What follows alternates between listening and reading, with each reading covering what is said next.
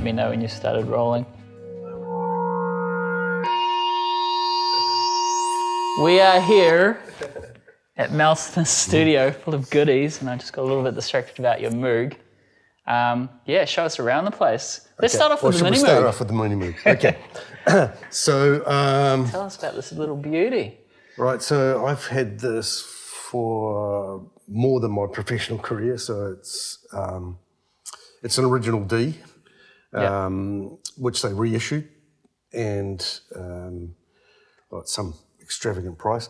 But you know, it's. Is it from the 70s or? Yeah, it's from the 70s, and so I have it set up at the moment, and I can run it through my console and into the outboard effects. Yep. But actually, what I do most of the time is I run it through that pedal. Oh, really? This line 6? Yeah. So let's just make sure that.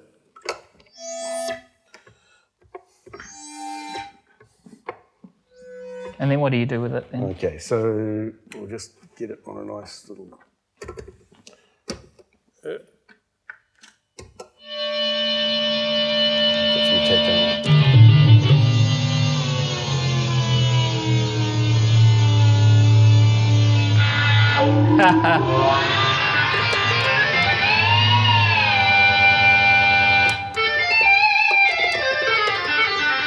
Wow.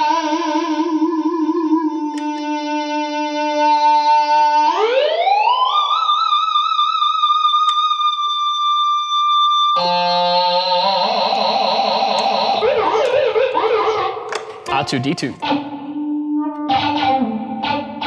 Yeah, so I run up through Oh, wow. Okay, so it's just actually. what main effects are you using then? I have no idea.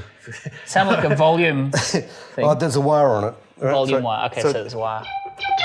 It's got a volume pedal, and you can just switch it over. So yeah, That's cool. It's just guitar effects, and Yeah. so that's what it sounds like without anything. Bypass. Yeah.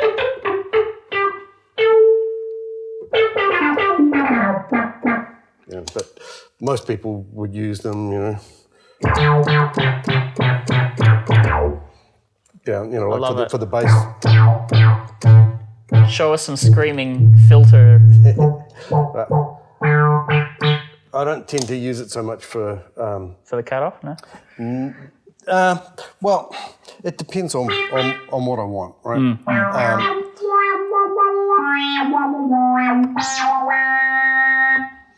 That's a So bucket in this particular instance, I've got something that's tuned to fourths. Yeah, right. Right. So when you whack it through that distortion pedal.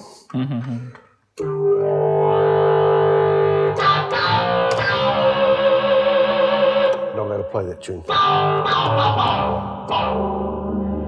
So.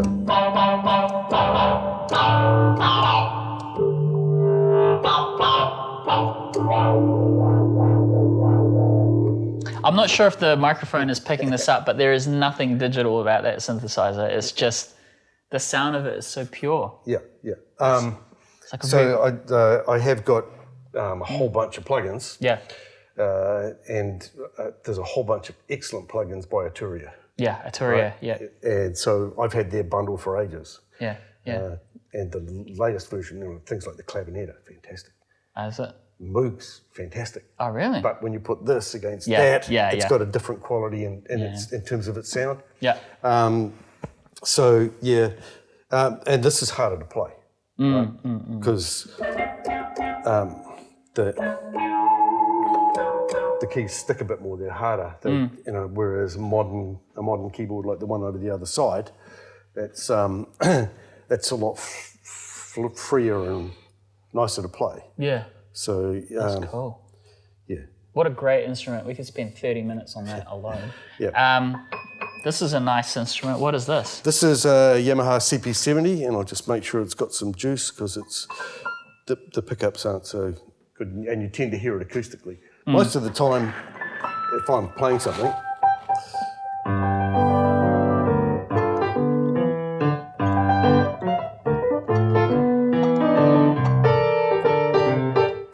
it's got that.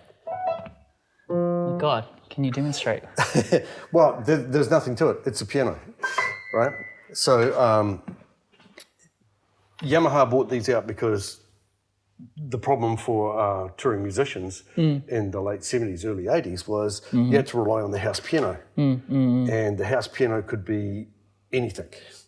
So they bought this out, and basically it's got a Yamaha concert grand action, and it's got real strings in it. So, and you can hear that in the tuning. You can, yeah. Yeah. I've just had this serviced by the guy who services Steinway pianos. And so put my little stoppers here out from under the action.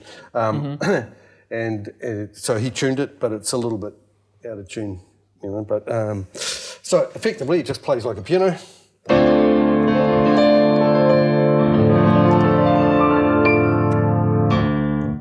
But it's got that unusual thing. Yeah, down it kind there. of, it's oscillating out of the actual key. Yeah, key well, or something. the thing is with a grand piano, the real strings, you know, the longest they can be in here is that long. Yeah, right. Right, so that's your bass string. Right, whereas in a grand piano, the bass string would be from there to about here. So it's got a whole lot more body, a lot more emphasis. So it's got a particular sound. Yeah. You know. So do you DI this or mic it or? It's got outputs on the side. Okay. So you just, it's just straight out. But it's nice to play.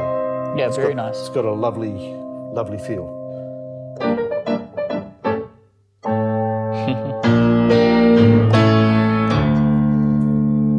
That's where it's a bit thin, right? Yeah. And if it had a bit more on the bottom, Yeah. that'd be great too.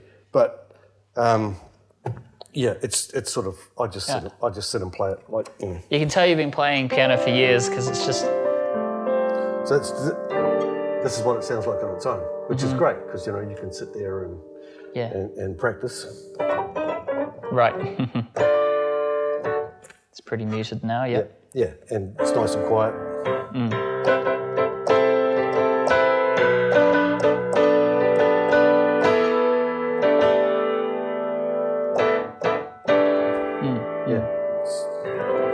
But it can be juiced up if required. Yeah. You're a great keyboard player, I have to say.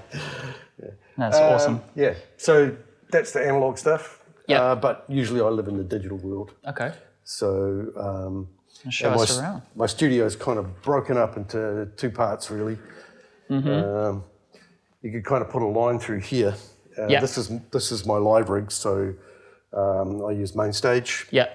And this is just a trigger, really. It's an old Korg SG. Yeah. And recently it just died, so I can't see anything on the. Okay, on is the it just display. the screen that's? Yeah. So you have to know what the little buttons do, but that and the motive, that's my live rig. Yeah. And do you know about Mainstage? I've heard of Mainstage. Is it just mainly just to? Well, tell us a little bit in your own words how you use Mainstage and what it is. Okay, so the problem when you're playing live is 1 minute you need a Fender Rhodes sound, 1 minute you need an electric grand, then you need a B3, then you need a clavinet, then you need a synth, and you need, you know, and you've got to remember everything as well. So let's open up something quick. And so it takes a little while. So there's an audio card in here in the motive. So this is my output for everything. And that connects to the computer, and that's its audio card. So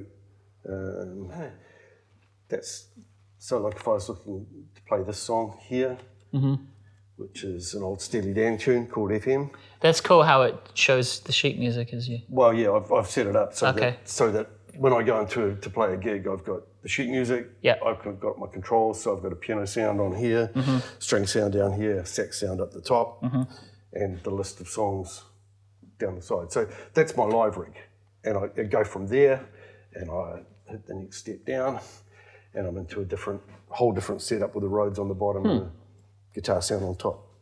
So that's my live rig. That's cool. So you can almost create your own set list per song, and then have your top tier keyboard and bottom tier keyboard is something completely different. Totally different things. Yeah. Cool. Yeah. What's with all the pedals? Well, they I've never seen so many keyboard pedals before. All right, so if you have There's the standard sustain and everything. But... Okay, so if you have a look on here, yeah, all these different controls, so like these are all MIDI mappable, right? Yeah. Okay, so if I turn, they're not actually, I haven't got it set up completely correctly to do this. But the different pedals, I can say, right, well down the bottom, if I hit this pedal here, I've got a phaser. Okay, cool. And I've got a B3. And if I want to hold a note, right, which, often you'd be playing something and you want to hold that particular note but, the whole way through. Okay. So often I'll use that one for my for Leslie speed on and off. This pedal here, sustain pedal, that one can hold a note on here. This one generally on here, so piano sustain, and then a couple of volume pedals. Oh, it's volume pedals. That are reassignable. Yeah. Okay. So because they're just MIDI pedals, I can assign them to, as whatever character you want. You want to play wah wah? Yeah. That's a little wah wah. Volume for different tracks. Yeah. Or different instruments. And again, with Mainstage, you can have those ready to go. Yeah. A particular preset or whatever. Yeah. So if we go to that one, there's sustain, and that's the expression for here. So again, that's the expression for this one. If I wanted to load it. Again, I love the fact, speaking from a piano player point of view, I love the fact that you can load in your own sheet music. That's really cool. Yeah. So if we, this is my practice setup, and I only loaded it up because it's quick, but so you can have a whole lot of different list of patches. So let's go something E.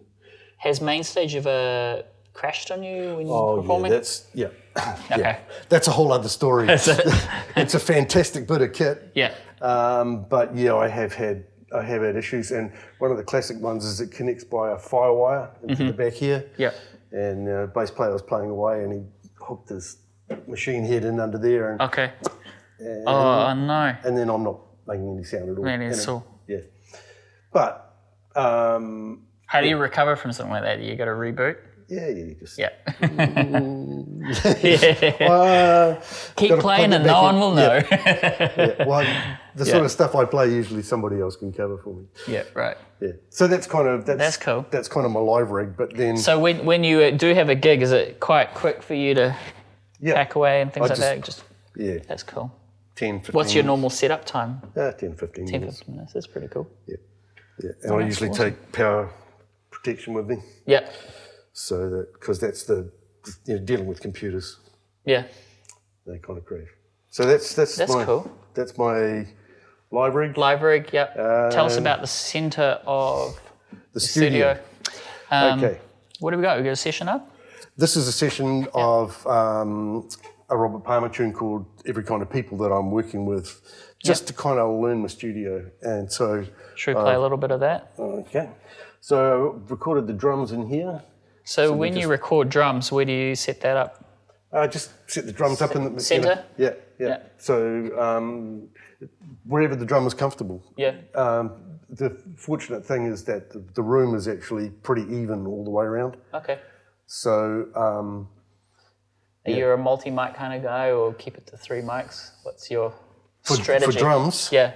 I know for drums, so 2 on the kick, 2 on the snare. Oh, right. 1 on the hi-hats. Yeah. 1 on each tom. Yep. For overheads, I've got a Neumann RSM 121, which is a stereo mic. Nice. So I always use that.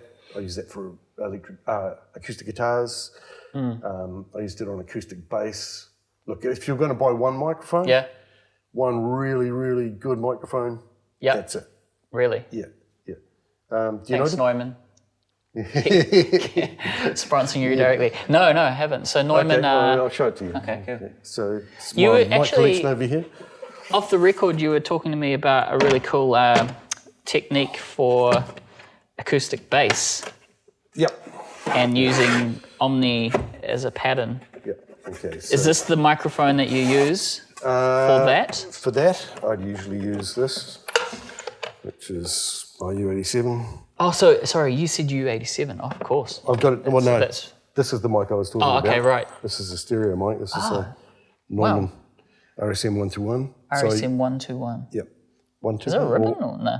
No, it's a dual condenser. Dual condenser. Right. Okay. So it's got a figure 8 Yep.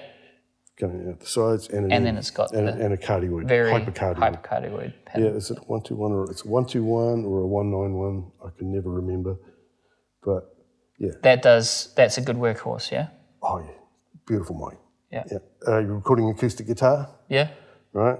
Just between the end of the neck and the the rest the hole. Mm-hmm. Yeah, not on the hole. No. Just off it. Yeah, and it gives a nice, because it's stereo. It's like XY, but yeah. So That's cool. and for the other part of the bass, I use like this on Omni mode. Omni mode, yep. Yeah, and pointing at the bridge. Yeah, sounds and you get a fuller sound Yep. for that. Yep, nice combination of both.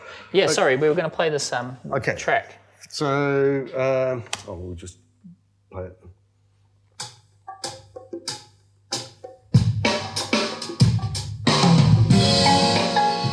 So it's not mixed. No. It's just, I mean, there's a whole lot of bleed in all the drums, and every now and then they squeal and stuff. Yeah. The little lead line is the moog. Is it? Yeah. Oh, is it? Okay, cool. That one? Yeah, okay. I actually thought that was a guitar for a second. Yeah. Okay, yeah, no. Used to be a guy called Jan Hammer Yeah. who made a moog sound like a guitar. Oh, right. Yeah. By using guitar pedals and guitar amps, you know. So drums. And a little bit of a bus compressor on that. See, I think that's, to me, if you hadn't told me that wasn't fully mixed, that still sounds great to me, because I think you've chosen the right microphones. There's, you've set up the microphones properly. Yeah. And it just sounds... So there's, part of it is the recording technique, Yeah. part of it is the mics. Yeah. The big part of it is the drummer. Yeah, right? yeah, that's right. So my philosophy with the recording is I record the artist, Yeah, right? Yeah. I'm not telling them what to do. Yeah. It's what they want to do. it's you're the lens, right? Yeah. I You've just got a collect all nice that lens, information. but Yeah. it's all about Yeah. the source.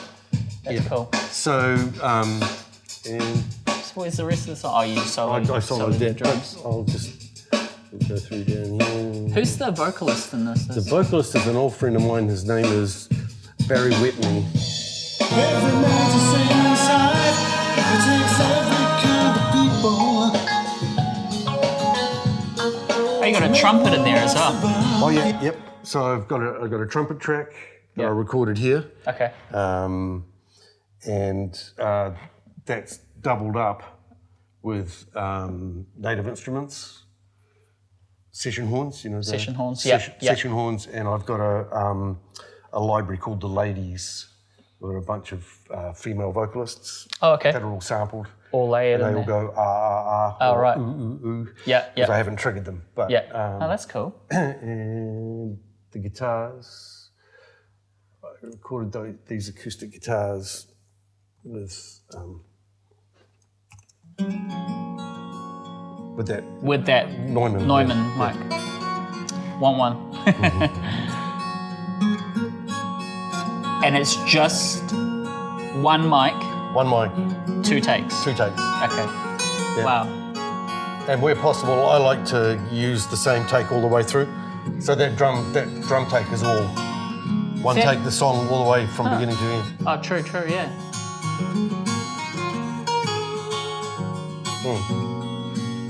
It's got a really nice natural sound, but it's quite full, eh? Yeah. And it sits well in the mix. Yeah. Quite a bright mic. Yeah. Yeah, it's cool. It's the first thing I go for. You know, for Really? a lot of things. Yeah. A bright mic. For that mic. Yeah. it's Oh, just- okay, it's it's your first go-to. It's just easy. Yeah. You know, I've done recordings with that and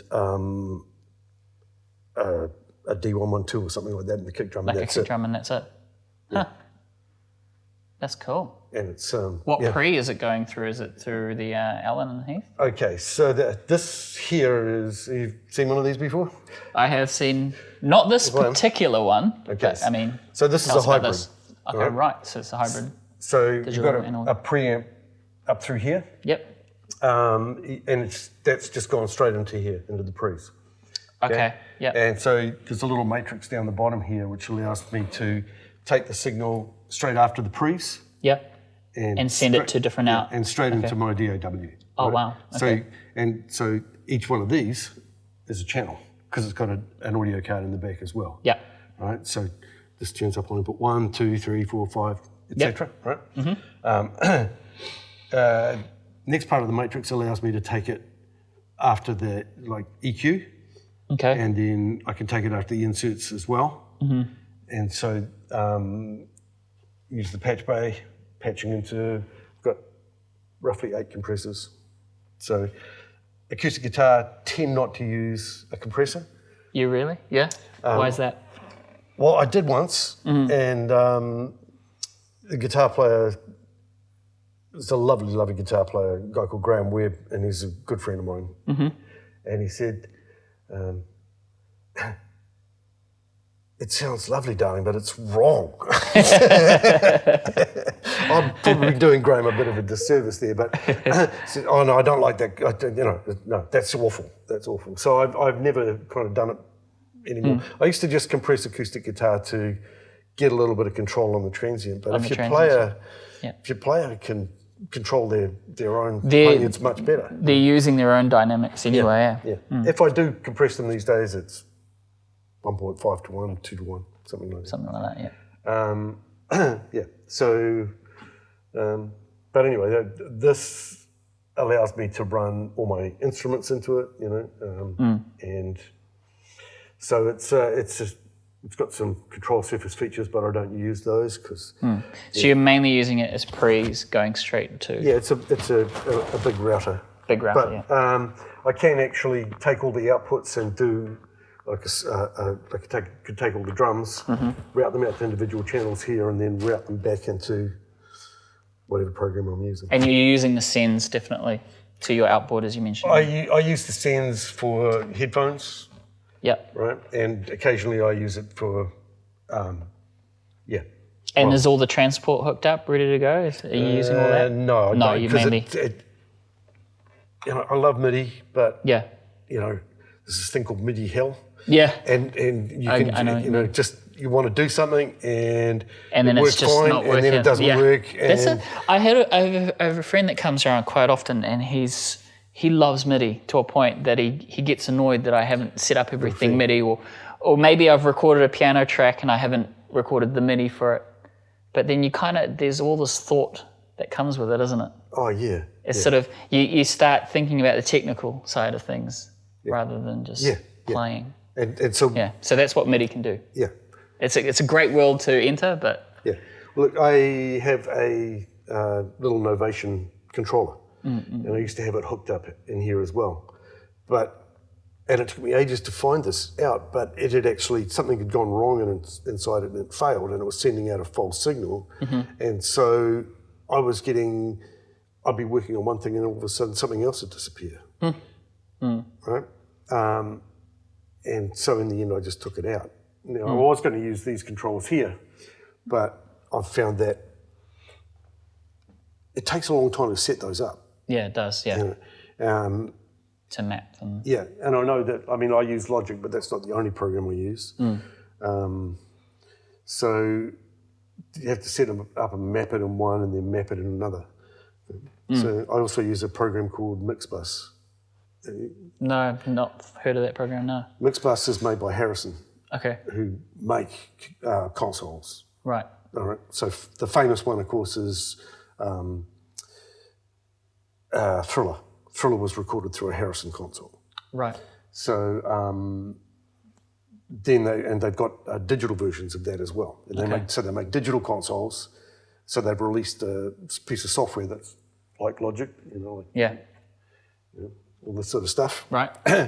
But it's got analog sounding Cool. circuitry, you know, like software. It's really, really nice. Mm-hmm. It's a bit flaky in the MIDI department as well. So at the moment I shuttle between the two. Depends on what I want. Okay. What are your monitors? The Tannoys? Tannoy Series 10s. Right. So they're dual concentric. Dual concentric? What does that mean? So the horn is actually inside the woofer. Okay, right. So. Oh, wow. So nicely ported. And, Yeah. yeah. Why do you like these? I've had them for years. Years and years and years and years. They're nice and warm. And I'm used to them. So that's part of it. But you know, no, I like the way they sound. And I think a lot of... I do too. A lot of modern speakers tend to accentuate frequencies I don't want to hear, or they're cutting them out or something, because I find that if I do a mix on Genlex, I find that it's a little bit crisp, a little brittle sounding, and to me these are nice. But then I'm an old analog guy, right? So no, I do like the sound of them. Yeah. Yeah, no, they're cool. And you've got little Roland MA12s just as near fields? Well, yes, but I hardly ever use them. Okay. Right? And there's a sub down the bottom as well. Yep. So I tend not to use them because they kind of hiss a little bit. But I do like running mixes through what I consider, you know, B-grade speakers and things like that, because that's what a lot of people listen to. Yeah. Well, originally these were my speakers. Oh, right, okay. They were the only ones I had. So. Oh, wow, they're actually... Oh, wait, that's the Tannoys. That's the Tannoys. Where's my alternative? Huh, no, I do like them, actually. That's right. They're good. They're good, yeah. Yeah, they're good. Yeah, surprisingly good. Yeah, no, they are. Yeah, people come in and go, huh? Yeah. I have one. I take it back. I was going to say they're crappy speakers, but they're not. Okay. No, I've got some crappy speakers up in the house, so I always take my mix somewhere else and have a listen to it.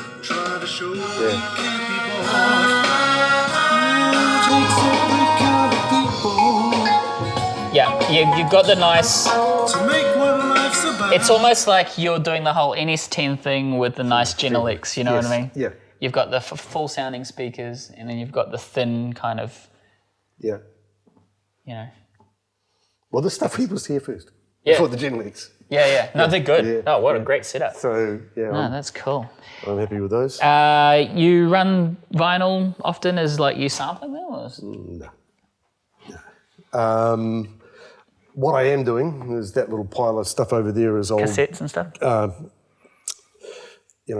Band tapes. Yeah. So I'm just sort of going through and finding stuff from people that I played with. And Now, to those that have been born in the last 5 or 10 years, this is a cassette. There's a really good YouTube video, actually, of kids reacting to cassettes. All right. And they gave them a Sony Walkman or something, and they didn't quite know what to do with them. So there you go. That's a cassette, people. This came before CDs, and if you don't know what a CD is, then I don't know. I love collecting cassettes myself. Yeah. Because that's what I was born with. So if you've seen Guardians of the Galaxy, yes, yeah, mixtapes, yeah. Yeah. So he had a Walkman. Yeah. So that's what goes in a Walkman. Yeah. There you go. You learn something every day. Yeah. This is your rack. This is really nice, actually. Tell us a little bit Okay, so about this. I must say, just at the moment, at this point, that a lot of the stuff that's in here actually, or some of the stuff that's in here belongs to a friend of mine. Okay, right. And when he found out I was doing the studio, he had a bunch of stuff that was sitting around. Oh, wow. And he said, "Oh, you're welcome to look after this." Oh. Right? So to my very good mate, Phil Paul, thanks again for everything. Right? Yeah. Okay, so a lot of this is Phil's. In fact, all of the outboard effects are Phil's, because I had a whole bunch of outboard and I just sold it. because I Right. could do the same thing in digital. It took up a lot less space. And you prefer the digital realm for that? Not necessarily. Okay. I use these when I'm Yep. recording Yep. on the way in. Okay, right. I can use them in the mix, but the effects. So there's a D2 and an M3000. I haven't done very much with those at all as yet, but Yeah. the compressors, Yuri LA12, which What is this killer. imitating? What is that? That's LA12? compressor, No, I know, but like, because I've heard of this. right? Like the LA12, but is it like a Okay, so 1176 style, LA2A? What? LA2A. LA2A. It's an advancement on that, right? But it's great. It's stereo linked and all the rest of it. These are DBX 160Xs, which are also very cool. What do you use them for? Let's see, what did I use them for? That recording, I would have used them on the drums, Kick, snare, or something? just on the snares, I think, Snares. Okay, right. and this one on the kicks. This is a TC Electronics digital compressor. Right. I use that on the floor tom, Oh, do you? on my Yeah. toms, Yeah. and it's nice. It's lovely. Just lifts. And again, on the way in. Yeah. So like recording floor tom is it's a bitch of a thing, really. Yeah, you know, yeah. sometimes you just can't get a good sound out of them. So I've been using a Sennheiser. I think it's 41s or called. something? No, it's an E85, 845. Right. And that's, I think the secret with it is actually I don't mic close, I mic a fair way away. Yeah. So the drum's got time to breathe. But that through the TC Electronics, that was really cool. And so this is Two pre's? Oh, no, sorry, it's compressors. yeah, they're compressors, they're valve compressors. Yep. So they're a bit slow, Okay. but they have this wonderful little jack plug here, so you plug your bass into there, it goes through the compressor, through the tube, Yeah. and That's, up into that's the... good, actually. Yeah. So I can go directly into the pre's there, or this has got valve pre's in it as well. Oh, really? 2 valve pre's.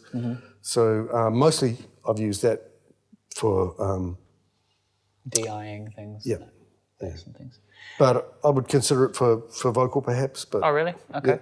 Yeah, they're good. They're just a little bit slow, and With delays and reverbs, do you tend to use these as well? I use in the box. In the box, yep. It's just so much easier. Also with recall and clients going, I want to change something, then that makes sense. Yeah. And of course your CD cassettes. Cassette Players. CD player and my amp, which just died, so I can't use that. But that's what happened. Do you use that for sampling, you mentioned? No, not really. No. I don't tend to do so much of that. No. Okay. Most of the stuff that I'm doing is a bit more analogous, I guess. Yeah. But look, anybody that can open that door, I'll do it. Yeah. That's kind of what it's about. So. No, that's cool. Yeah. And because you're a keyboard lover, there are more keyboards, Yeah. including the. Oh yes, it's all. I was hoping that was going to be plugged in. But So the M1. M1, yeah. So I'm one of those people that can't actually get rid of my gear. Yeah. I have sold a couple of things, and Sometimes you regret it though. I have had a few of those moments where I thought, well, kind of need to sell this off to fund something else, and then I've just regretted it. So. I had a Juno 60, Oh wow. an original one, Yeah. and that I actually bought brand new, and I sold that. Yeah. And then I got a Juno 106, Okay. and I passed that on as well. And I've regretted both of them. Yeah. Yeah. Because that's kind of one of the things that's missing in my arsenal. Yeah. At one stage, I had Roland everything. Yeah. So I had an S770. I do love Roland though. Yeah. S770 sampler and blah blah blah. I had everything. I've still got it. There's a JV1080 tucked away down in here as well, Okay. Yeah. and a TX7. Yamaha. Yep. Yeah. I have a TX7. You have a TX7? I believe so. Aren't they cool? Sorry, I had a TX7. That's one of the things I did say. Yeah.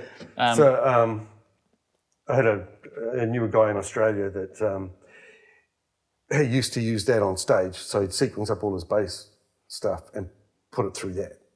Huh. Really? Yeah, sounded awesome. So as you were saying, you've had this for a while then, the M1, and it's never... That one I kind of acquired, somebody, actually, believe it or not, Yeah. somebody didn't want it. So, Really? Yeah, so they gave that to me. Being used still quite often? I don't use it a heck of a lot. Yeah. All of the stuff that's here is actually set up in a Logic session. Okay. So they're all MIDI'd. Okay, right. Do you know those at all? VFX? Is this sampler? That's what they're namely. Yeah, Ensonic brought out a whole bunch of stuff, but they're mostly known for samplers. But this kind of predates it a little. Oh, really? Okay. But Here we go. yeah, so Oh, wow. So this is the actual synth. It's not running a patch on the digital no. workstation.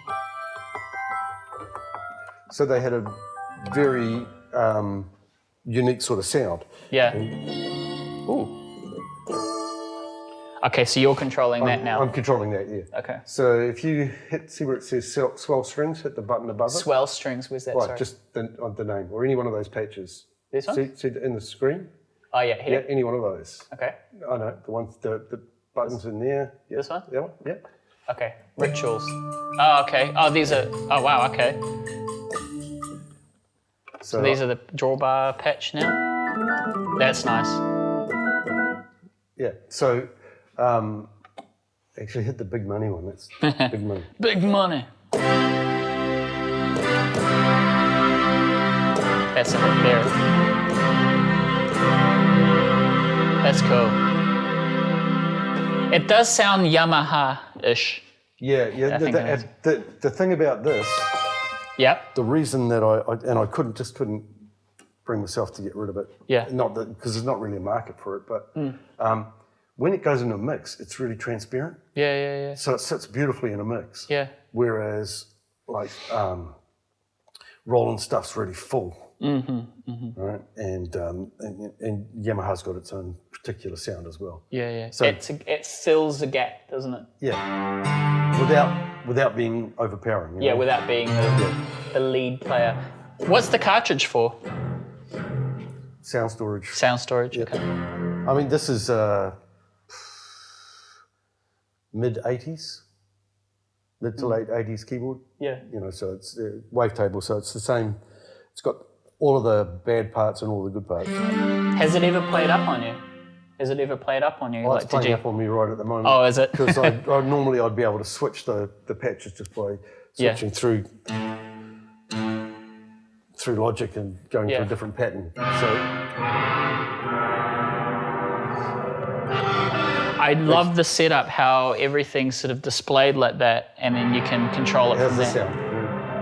Oh, that's Thriller, isn't it? No, well, Michael Jackson or some sort.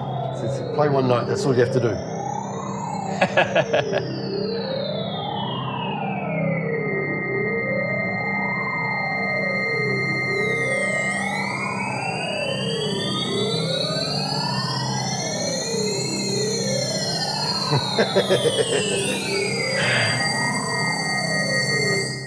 It just keeps going. Beautiful, and there's a song. But yeah, there's a song for you. Yeah. That's cool. Motifs are really well known. Have you got So this one that's set up? triggering MIDI. So Yeah. get you a motive sound. There you go. Nice. This is a workstation of Yeah. mass proportion, isn't it? So at the moment, the way it's set up, you won't be able to change anything because it's on a performance. Okay. So I can access some different sounds through here. Okay, right.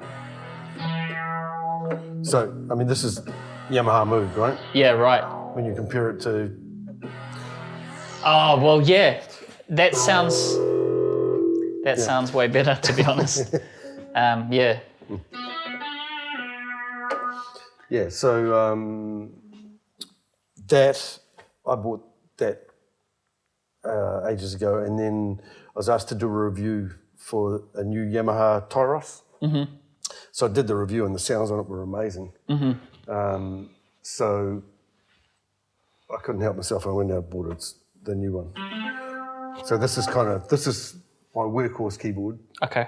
That I use for, if I want to create something quickly or practice something, that's what I use. And that's got, as I said, that's got a Firewire card in it. Okay. So because it's got a Firewire card in it, it turns up in Logic, for example, as an external instrument. Mm-hmm. And so that, because I've switched between things. Yeah. But basically, I just have that set up with the go-to sounds. Yeah, right. So, like your go-to piano, go-to organ. well, piano. This is my go-to piano.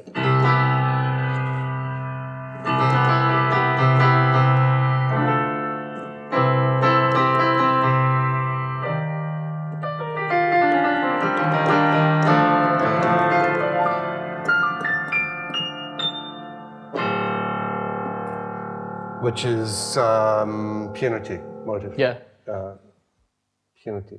Yeah. If you need a session keyboardist, this is your guy, honestly. This is great. You're delving into the world of amps as well, so you've got a bit of a selection here. I collected them over the years. Yeah. So, the PV at the back, that was my first gigging keyboard. Oh, really? Okay, cool. But I use it in the studio, I use it for bass, because it's got a 15 in it. Okay. And it's got a tweeter in it that rips people's ears off. Oh, really? It's very directional and very, very shrill. Mm-hmm. So I've got a controller on the back of that, but works great for bass. Mm. So that's my live rig, the Trainor. Yeah. K4, which is again for keyboard as well. Pseudo stereo. So it gives you the feeling of stereo without actually having to set up too. It's pretty narrow. That's interesting. Yeah, and it sounds nice to my ear anyway. So nice on keyboard sounds. Mm-hmm. These came along with the guitars from my son-in-laws. Yeah. Potential son-in-laws. Yeah. Yeah. Do you play woodwind? No. My daughter plays flute. The Yeah. other one played sax, and they all played the recorder. So all of their instruments come down here. And Okay, cool. And that's Musical one of their family. guitars. Yeah. That's cool. So. Sorry, I got lost in the guitar there for a second. This is a It's J&D just guitar. J&D. So that's fairly budget one because my daughter said, I want to play guitar. Yeah. So That's I cool. bought one. Nice axe collection here. Yes. So my son-in-law, this is original telly. Yeah. Okay. Cool. So yeah, I'm basically looking after them. But anybody that comes along and wants to play, Yeah. they're more than welcome. And I use them for like testing out stuff. Like if I want to hear what a bass is going to sound like through a compressor, then I can go dum. Dom, where you go? Yeah. This, I used to play in a band, the Blue Jaffers, with a wonderful, wonderful guitar player and tech guy called Keith Prichter. Mm-hmm. So this is one of his guitars that he made for one of his sons, and it had this, big ugly like violin type headstock on it that he cut down and redid all the electronics. So it looks like a bit like a Strat, but it'll be really versatile. That one he set up for slide. It's an old Vesta. This is my other. Les Paul. Yeah, Epiphone Les Paul. Hey, I want to talk about the acoustic panels here a little bit. So, sure. yeah, tell us a little bit about that. Okay. You installed them all yourselves? I did. Yeah. One of the things that I used to teach was acoustics, so Yeah. I applied some of that. So these panels here, they're just basically a wooden frame with a piece of cloth stretched over the top of them, and in them, if you push on them, they're fairly solid. Yeah, they are. So these ones are a product called Siliner, which is about yay thick, and it's yellow. So it's like a yellow fiberglass, but it's got a black tar backing on it, which is why it's kind of stiff. And that's really good for general absorption. These ones here, these are basically just a wooden panel, a wooden beading with rock wool behind them, just to deaden the corners a little. That's where bass collects, isn't it? Yeah, so the green ones are the same, these ones are the same. The other ones in the corner are, what do you call it, agricultural, for want of a better word. So the two green panels are old mattresses. Right? They just had a bit of cloth stuck on them, and that left a cavity in the middle. So the cavity in the middle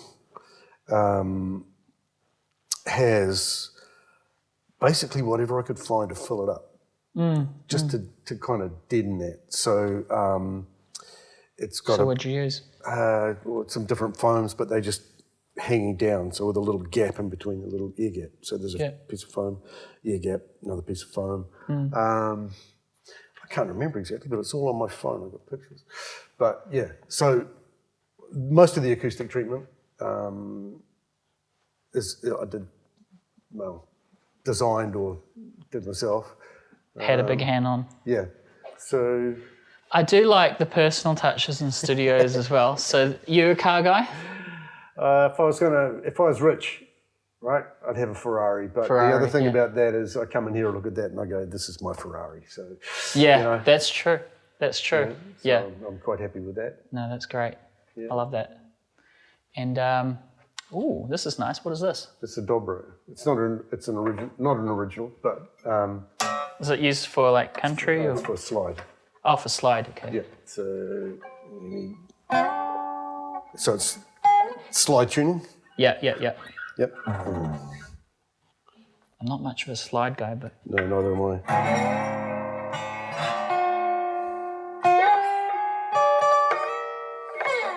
I'm butchering the word talent right now. It's one. So you see, a friend of mine. You usually play it like this, though, right? Well, Sorry, your friend was. You can play them lying down, but it's designed to be like. So this whole section here is a resonator, so it acts like a speaker.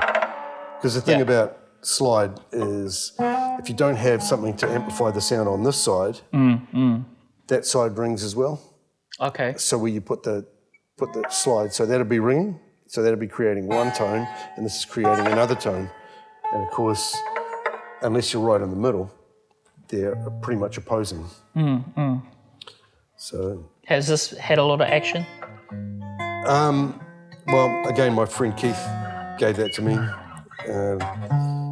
So he gave it to me. He said, "You like to display things because it's not much good. It's not much good for anything," he said. But Really? I've had a few people come in and really liked it. So it's not standard tuning at the moment, is it? no, it's in slide tuning. It's in D tuning.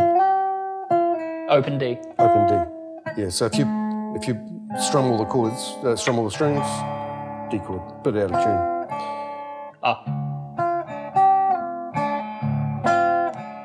So it's a different approach. I'm sure people don't want to watch me trying to play that for 20 minutes. Yeah.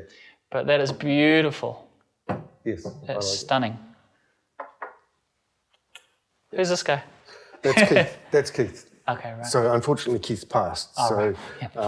And fantastic musician and a great guy.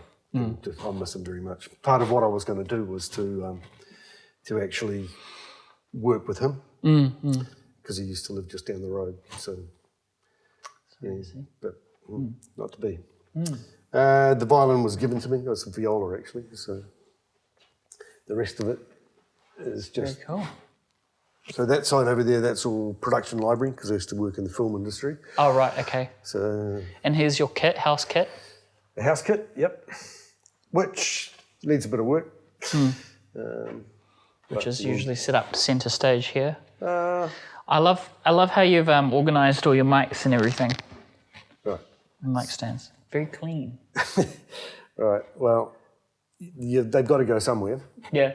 And this particular piece of furniture was just hanging around. So I try to make use of just the stuff that I've had that I was going to throw out or whatever. Mm. So yeah, so basically it holds my mics and my stands, and Yep. I've got Any, just enough to do. Any key microphones other than the Neumanns? Well, yeah. Okay, so we go in here.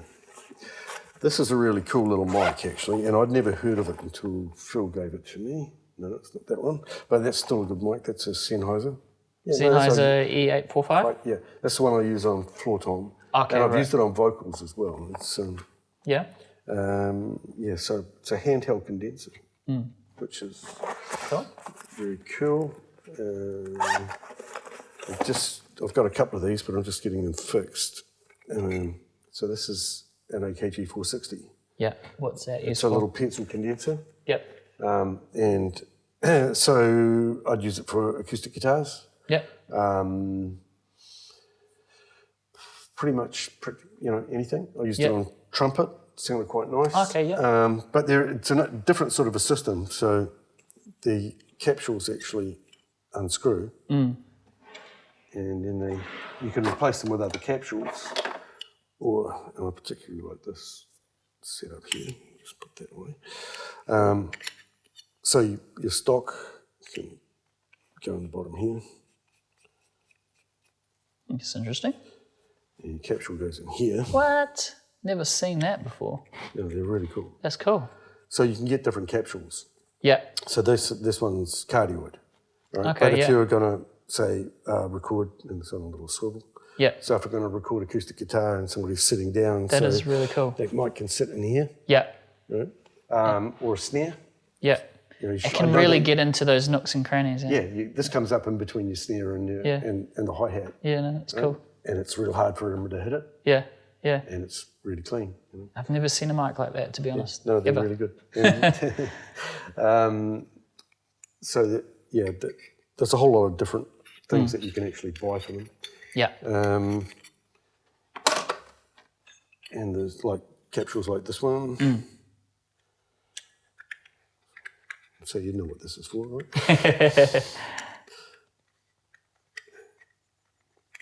Do it the right way around.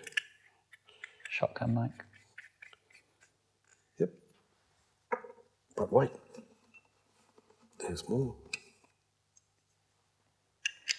If you're into cameras and things like that, this is kind of your field, I reckon. Accessories. So That's cool. yeah, Shotgun mic. get the guy on the other side of the rugby paddock, you know? Yeah, yeah. So, I mean, I love those mics. I've got two of Yeah. them. I've had them for years. And the second one's just off being repaired at the moment. So, Yeah. you know, that's the problem with mics, isn't it? Yeah. You know, they sort of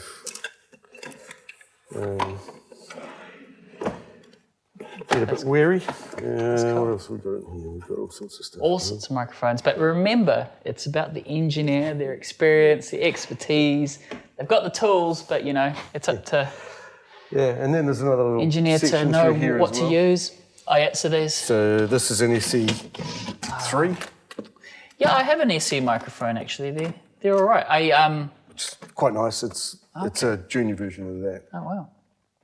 Um, I have an SE microphone, and it was sort of like one of the first microphones I bought, and I thought it was kind of like a budget brand and things like that, but it actually sounds pretty good in terms of they're good quality mics. good quality mics. Yeah, I used one on a Cajon recently, and it's So- really nice.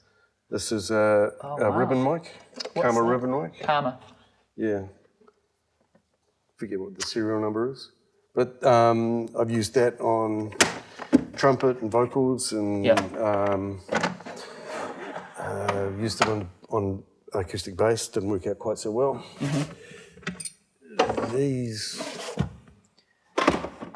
There's a few. So tell the uninitiated why there are so many microphones in the world. What's the best explanation? Because they give different sounds. Yeah, You know? yeah, They do. They capture different parts of the frequency yeah, range, and so not all. Everybody's voice is different, for example, right? And acoustic guitar, you sit down and play an acoustic guitar, Yeah. it'll sound one way. I pick it up, it'll sound different, Right. right? And so microphones are exactly the same. They're a bit more prone to picking up certain frequencies. Also, some of them, like this one, is quite delicate. In fact, very delicate. So you could make a beautiful kick drum recording with that, for example. Right. But it would only be one hit, because then it would blow the mic. Yeah. Right? Yeah. So that's got to be treated with a whole lot of respect. Others, like these ones here, which is a really cool little kit of... Can be bashed and smashed. Yeah, you can stick this really close. So this one's designed to go inside a kick drum, for example. Yeah.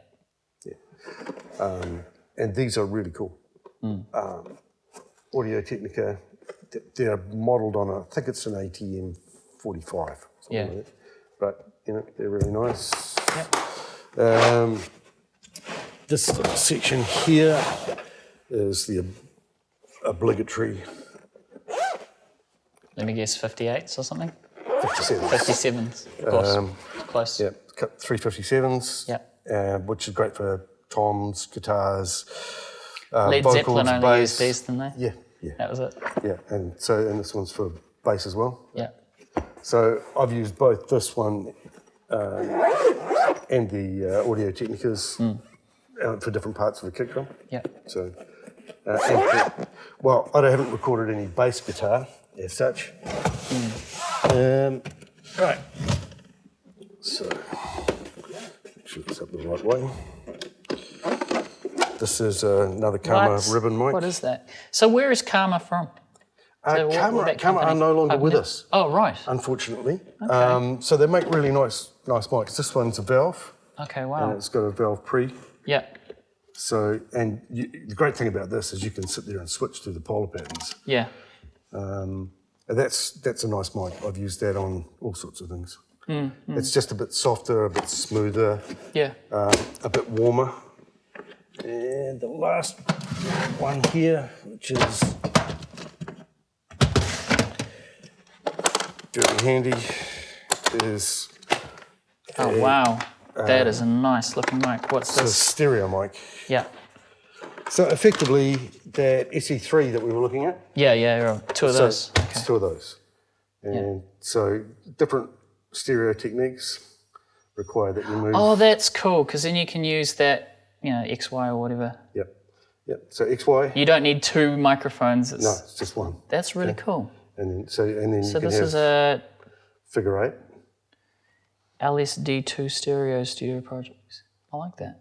Yeah. So effectively two mics in one. Two mics in one. Yeah. So you've got you can position it yourself. Yeah. So you make That's XY. cool. XY. Right, so XY can be a little bit wider or a little bit narrower. And then you've That's got an interesting mic, yeah. figure eight. And then if you go all the way around here, Yeah. and you set these up to two figure eights, you get a technique called Blumline, Yeah. which I really like Blumline. Yeah. So Used for I use it pianos for or a room mic. room miking, yeah. Yeah. So when I recorded the drums over here, I put this out there and record Blumline because it gets the whole sound of the room. I like to record weird things. Yeah. So I did an album for a guy called Grayson Macefield, Yeah. who's a piano accordionist.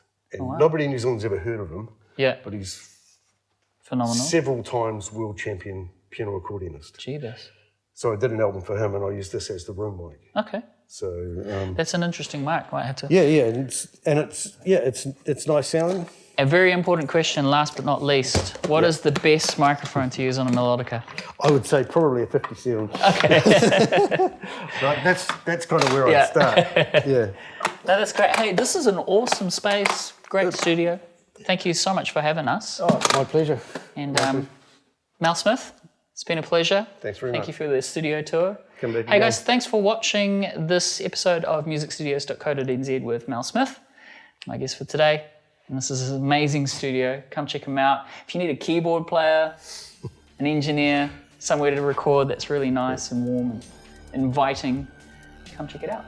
Thank you very much. Thanks for watching, guys. Remember to stay cool and stay creative, and more studio tours at musicstudios.co.nz. Thanks. Cool.